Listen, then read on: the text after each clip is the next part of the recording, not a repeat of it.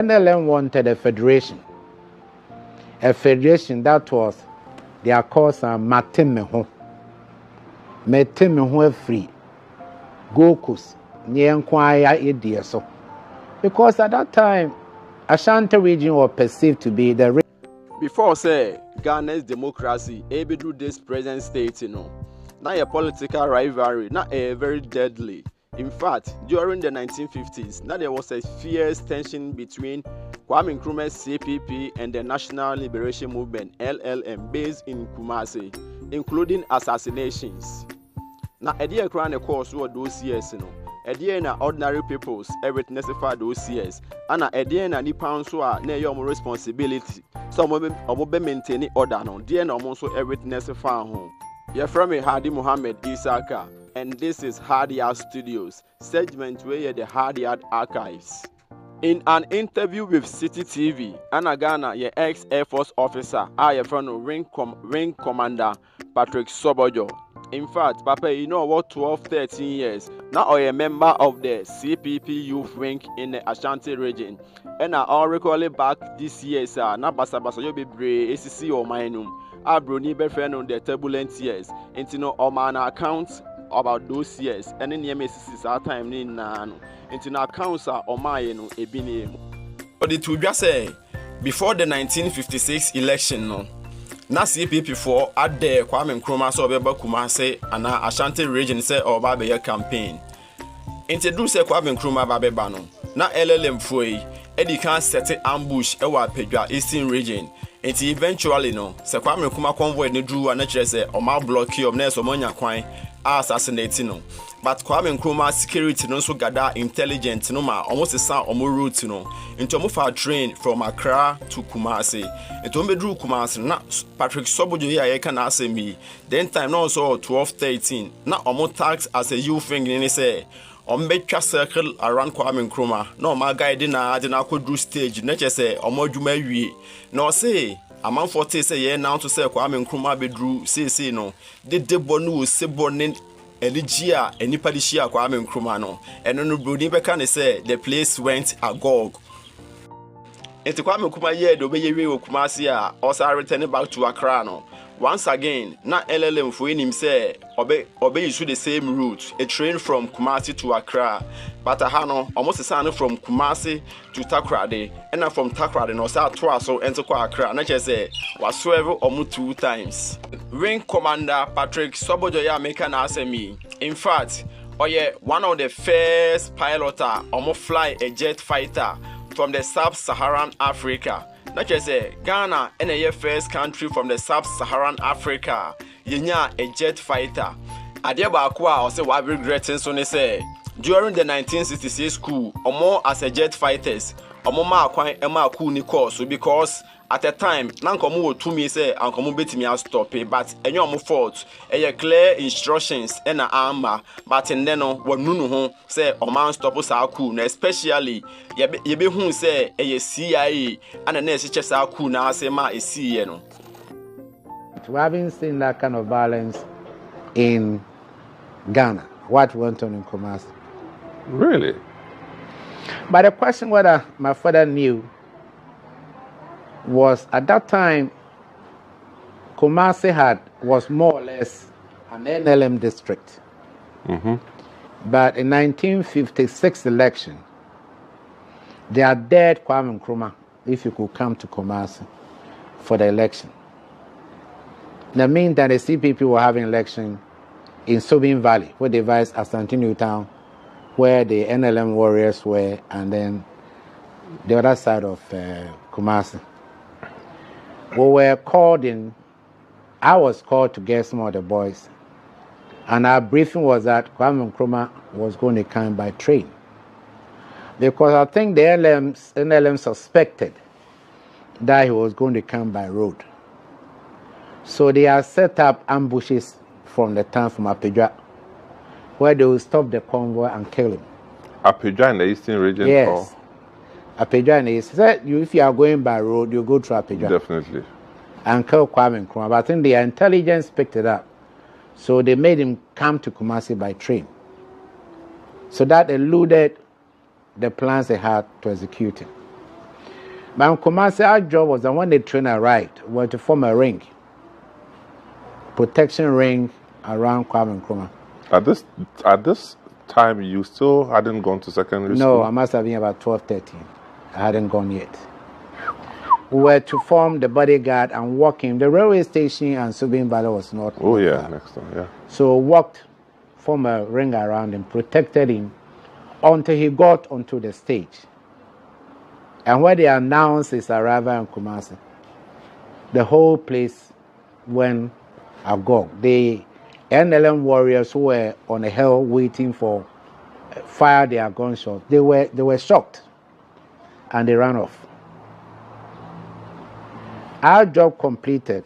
On his return to Accra, they had a feeling that he was going to take a train from Accra, Kumasi, back to Accra. And this time, they changed the plan. He took from Kumasi to Takoradi. So people they put in the train maybe to lynch him, he wasn't on Accra-bound train. He was in Takoradi bound. He got to Honey Valley, then he joined the Accra bound one. So he still evaded the NLM group. And as a result, CPP was able to capture, Kumasi had only 4 seats. He captured 2 and NLM got 2. You must have been conscious of the political environment. Certainly I was. Mm-hmm. What were your own experiences with the Nkrumah government at the time? Well, we had not achieved independence yet. Okay. I knew that there was an election in 1954, and instead of another 4 years, which would have taken us in 58, we were to get our independence around about 55, 56. But I think what we learned was that the last election was said that Nkrumah didn't win from geographical. He won the south and some areas up, middle, and then the north. So if Nkrumah wanted an independence, then they should go back to elections, which I think the CPP protested because it wasn't fair. Because in the British system, it's 4 years, 4 years. But after 2 years, they shouldn't go back to another election. But because Nkrumah wanted election, and the NLM wanted a federation that was their cause Matemeho. Matemeho free. Gokus. Nyenkwaya Idioso. Because at that time, Ashanti region was perceived to be the richest in the country. Later we know that Western region had everything Ashanti region had in triples, but it had not been explored. But this went on until the independence came. And even after independence, the first 2 years, NLM was still very violent and strong in Kumasi.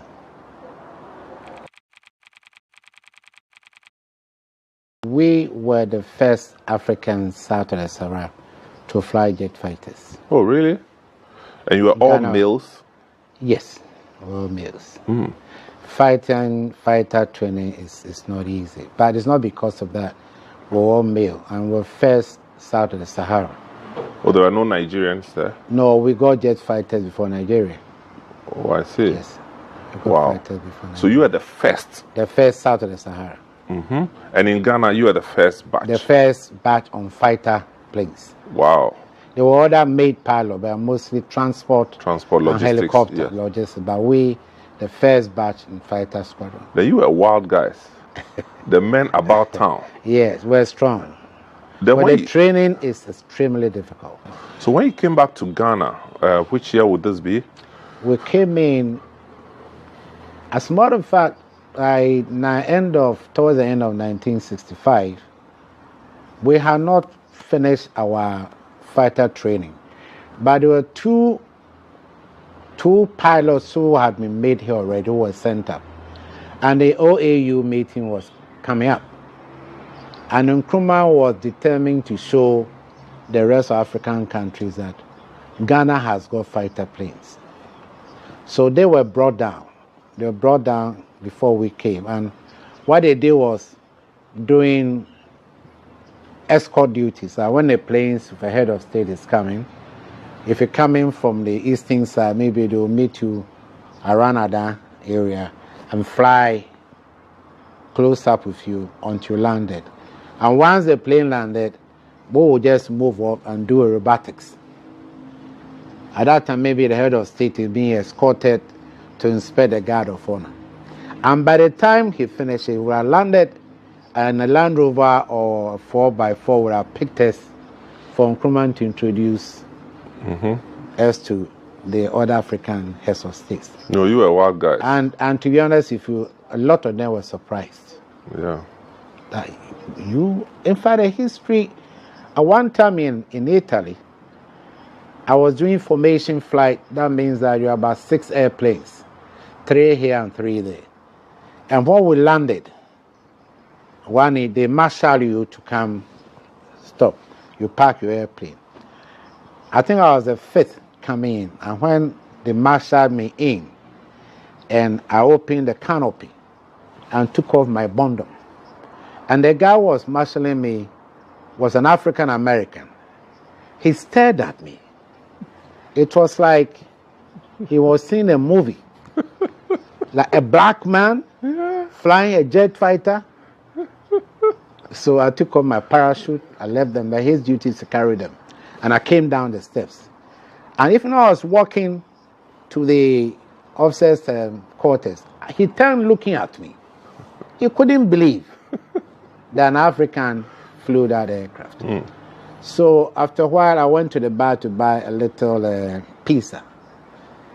And I realized he wanted to talk to me.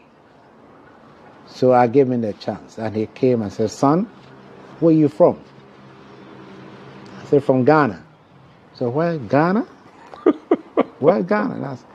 You mean Nkrumah's country? I said, "Yes." I said, "My, oh my. Where I come from, they wouldn't be allowed to touch an airplane and for you to fly it." You see the way it is. Like, even the Americans were marveled that we're flying. When you noticed that they had succeeded with the coup, did you guys regret not finishing them? To be honest, if we knew the reasons behind this coup, as we've all gotten to know through the CIA, official, documents which have come out, then I would have regretted I took part or maybe supported it going. Because I think that had destroyed a part of growth of Ghana. You say you'd have regretted? That I took part in it because we didn't know. But did you take part in the coup? I didn't take part as a soldier. I was in the air with my fighter plane. To stop them? To stop them. And we didn't stop them. We didn't have instruction to stop them. So you mean you regret that you even allowed them to do what they did? Yes. After hindsight, yeah, we had come back only about 2-3 months. And the things Ghanaians were complaining about, we didn't see it. I must be honest. That there was no sugar, milk, the rest. It didn't affect me. I went to the officers' mess, I ate. But now I think the whole country has gotten to know that it was CIA propaganda which instigated the coup against Nkrumah. The forces of light will eventually overcome those of darkness, and truth will always prevail over falsehood. This is a moral law which cannot be denied.